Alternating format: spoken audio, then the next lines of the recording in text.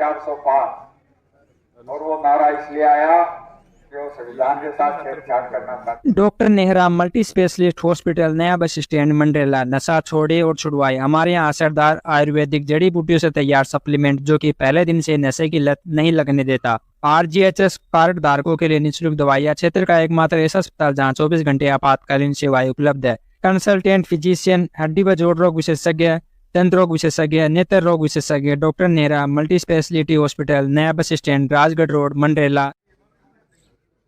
एक बात तो मैं आपसे कहना चाहूंगा कि पिछली बार जब 10 महीने पहले अपन आए थे उससे आज दुगनी उपस्थिति है। उस समय अपन 28,500 वोट से जीते थे और यहाँ जो उपस्थिति थी उससे दुगनी उपस्थिति है। आपके चेहरे ये कह रहे हैं, आप जब माला डाल रहे थे या अपन आए तब आप मिले तो आपके चेहरे पर बात ही दूसरी है। तो एक आत्मविश्वास आप में झलक रहा है, उसके लिए मैं आपका बहुत आभारी हूँ।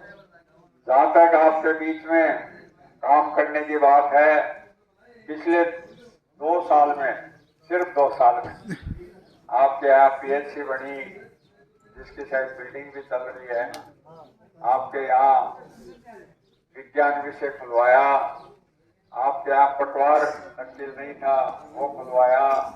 आपके यहाँ Mahatma Gandhi English medium school बनवाई और कई सड़कें बनवाई।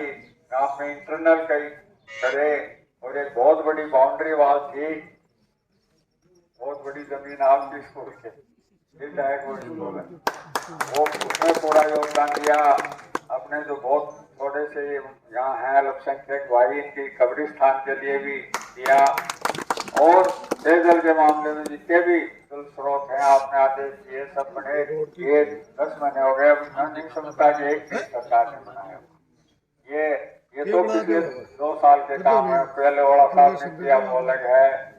तो कहने का तात्पर्य ये है कि आपके गांव के विकास में आपने जो भी आदेश दिया बिना किसी भेदभाव के पूरा करने की चेष्टा करें। आपके यहाँ आप अच्छे लोग हैं।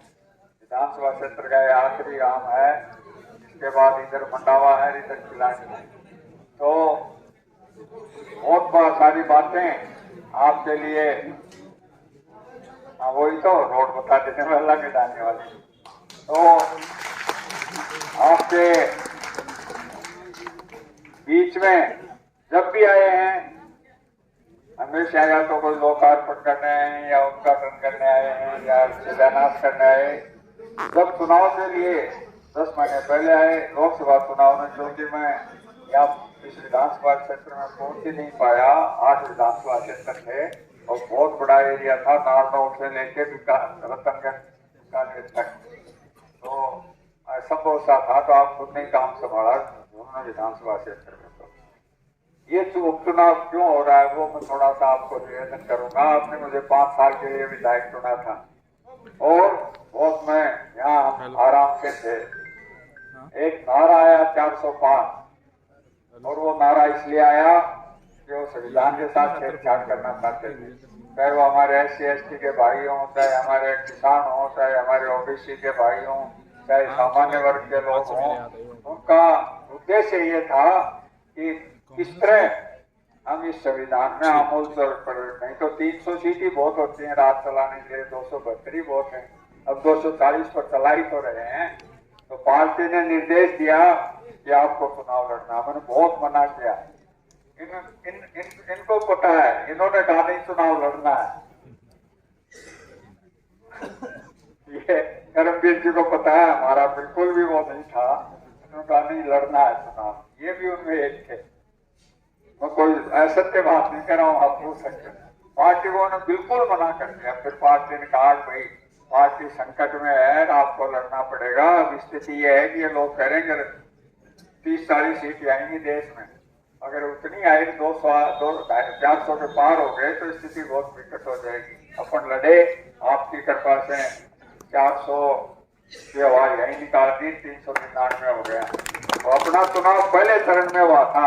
अगर लास्ट चरण तक जाते तो राजस्थान में और अच्छा वो होता। हमारे पड़ोसी हरियाणा ने भी अच्छी आधी सीटें आई तो इस उद्देश्य के लिए मैं चुनाव मुझे लड़ना पड़ा, तब ये आपकी सीट खाली। नहीं तो अपन बहुत समय ऐसा लग रहा था कि बहुत दिन से अपन यहाँ के विधायक हैं, आप पे सारे अपने वो आराम से राजस्थान विधानसभा में थे, उस कारण ये चुनाव हुआ। नहीं तो आपने 5 साल के लिए मुझे चुन ही दिया था। अब दोबारा आपके बीच में आना पड़ा 10 महीने में तीसरी बार। तो अच्छा समर्थन आप दे रहे हैं।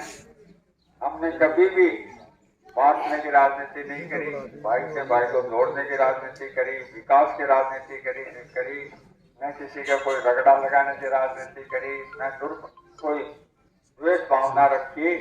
और कोई भी आदमी ये नहीं कह सकता कि कोई भी